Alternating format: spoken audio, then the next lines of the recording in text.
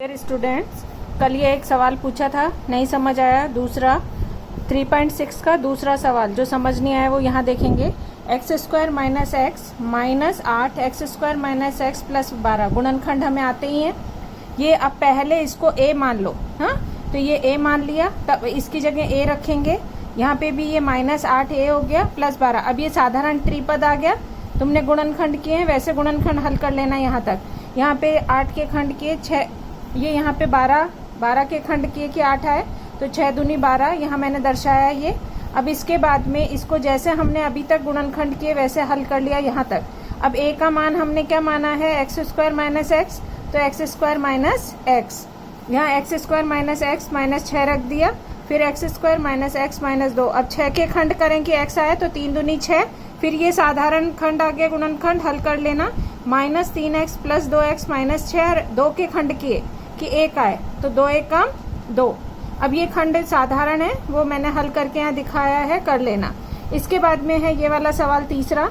इसमें भी हमने इसको a मान लिया, x square minus 6 x square a मान लिया, माइनस 8 ये a हो गया यहाँ तक, और ये हो गया प्लस 8 माइनस 64।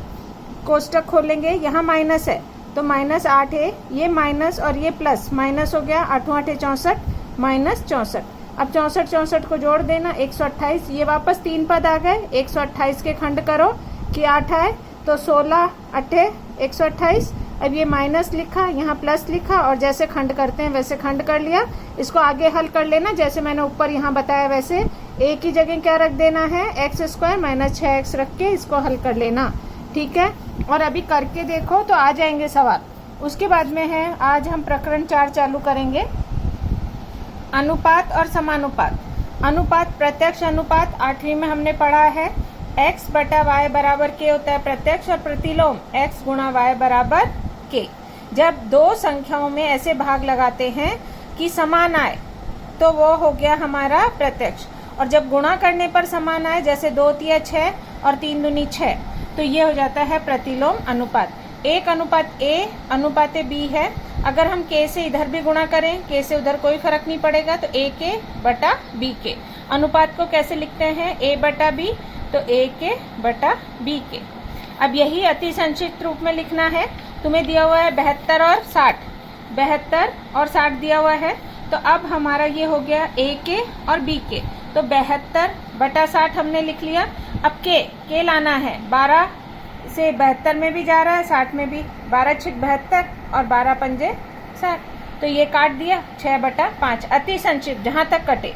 उसी तरह 52 और 78, तो a के बटा b के, 26 दूनी 52 और 26 दिया 78, 26 से 26 कट जाएगा, 2 बटा 3। अति संक्षिप्त रूप हो गया पहला सवाल।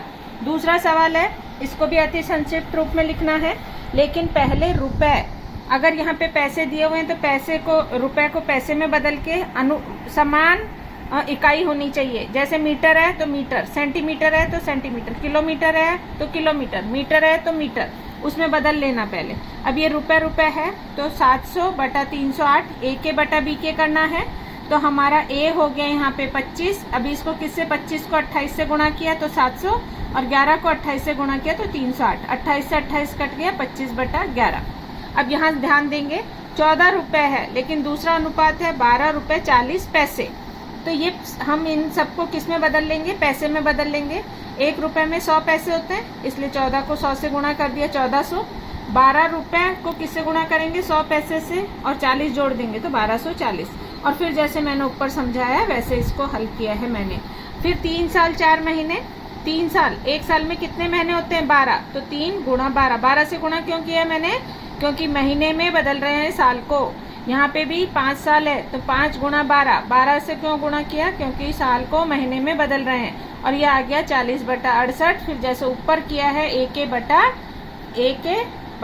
b के, हल कर लिया, 4 से 4 कट गया, 10 बटा 17। इसके बाद में ये प्रतिशत है, इसको अति संक्षिप्त रूप में लिखना है, 75 बटा 100। हमें मालूम है ना, 100 प्रतिशत के लिए बटा में 100 आवश्यक है, तो अब ये हो गया 25 बटा 100, 75 बटा 100, तो ये हमने 3 गुणा 25 कर दिया, 4 गुणा 25, 25 से 25 कट गया, 3 बटा 4। ये ध्यान देंगे, एक सवाल फिर नहीं बोलोगे नहीं आया मिस। 64% है, प्रतिशत का चिन्ह हटाने के लिए हम नीचे क्या लगा देते हैं, 100, और हमें किससे गुणा करना है इसको 100 से, तो 64 बटा 100 गुणा 100 हो गया। अब यहाँ पर ये हमने इसके खंड कर लिए ए के बटा बी के लिए, तो ये 4 गुणा 4 गुणा 4 64। अब यहाँ से 4 से 4 कट गया, 4 बटा 600, 25 को 25 से गुणा किया 625। ये हुआ तुम्हारा तीसरा सवाल। फिर इसके बाद में है चौथा सवाल, देखेंगे 3 व्यक्ति 8 दिन में घर बनाते हैं, तो 6 दिन में घर बनाने के लिए कितने व्यक्ति चाहिए? x लोग 6 दिन में घर बनाते हैं, तो x माना कि हम ये मान लेते हैं, कितने व्यक्ति को हमने x मानते हैं, ये हमेशा से हम पढ़ते आए हैं। तो x गुणा 6 बराबर 3 गुणा 8, ये 6 नीचे चले गया, काट दिया, 3 दूनी 6, 2 एकम 2, 2 चौके 8। तो ये हो गया 4 व्यक्ति को 6 दिन में घर बना देंगे। उसके बाद में ये प्रतिशत में बदलना है। प्रतिशत में बदलने के लिए हमें कितना होना चाहिए? 100। तो 15 को किससे गुणा करो कि 25 को किससे गुणा करो कि 100 हो जाए, तो 25 चौके 100। तो हमने नीचे 4 से गुणा किया, इसलिए ऊपर भी किससे गुणा कर देंगे? 4 से। तो ये हो गया 15 चौके 60 बटा 100, तो 60% आ गया। यहाँ तुम्हें 600 दिया है, इसको 100 में बदलने के लिए क्या करेंगे? हम 6 से भाग लगाएंगे।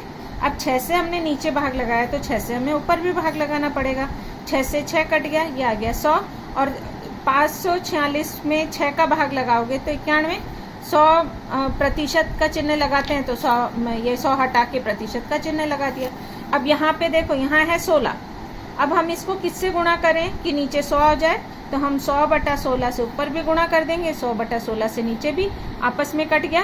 क्या बचा हमारे पास? ये 7 का किससे गुणा हो गया? 700 बटा 16।